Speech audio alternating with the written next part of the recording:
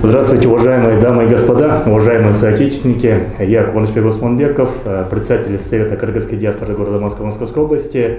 Мы продолжаем наши информативные ролики, видео.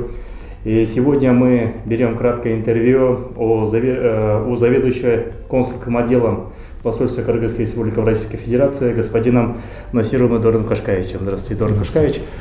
Сразу же приступая к вопросу. Первый вопрос. 15 числа в народе говорят, что будет массовая депортация. Есть такое волнение, и как официальный представитель власти, как прокомментируете данную новость? Да, в соответствии с указом президента России от 15 декабря была предоставлена возможность иностранным гражданам в течение в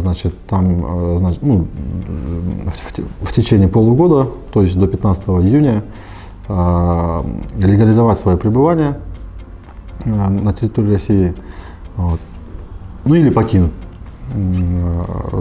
ее, за исключением граждан тех стран, с которыми на момент принятия этого указа, то есть на 15 декабря прошлого года, было возобновлено авиасообщение.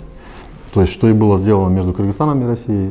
С осени уже рейсы пошли, поэтому для этих стран дата была определена до 15 марта. По идее, возможность легализации, об этом посольство неоднократно объявляло, и пресс-релизы были соответствующие. То есть до 15 марта можно было без последствий для себя легализовать свое пребывание. На сегодняшний день в результате множественных переговоров, обращений кыргызской стороны к российской стороне,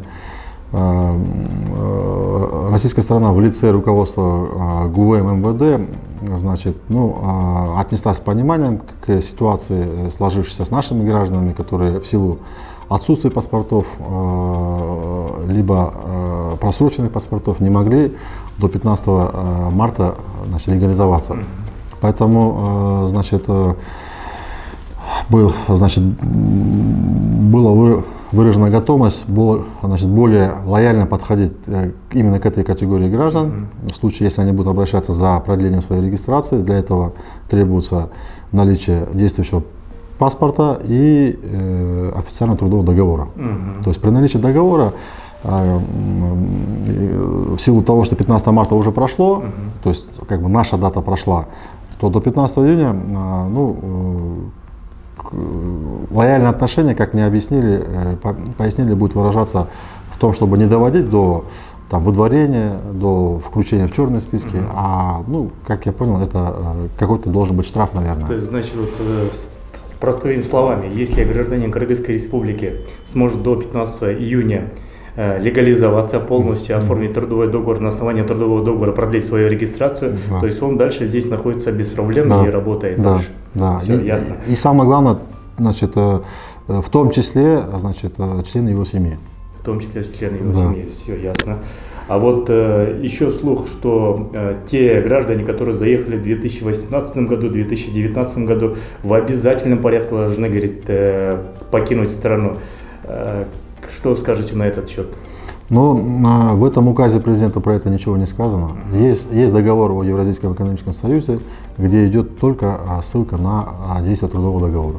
То есть это просто слух, и это просто паника? Это не подтвержденная информация. Неподтвержденная информация. Да. Все ясненько. Дорогие соотечественники, такие мы информационные видеоролики будем впредь снимать вместе с участием представителей посольства. И будьте информированы во всех официальных сайтах, официальных страничках нашей диаспоры. Спасибо большое, Эдуард Кашкаевич. До скорой связи. Всего доброго.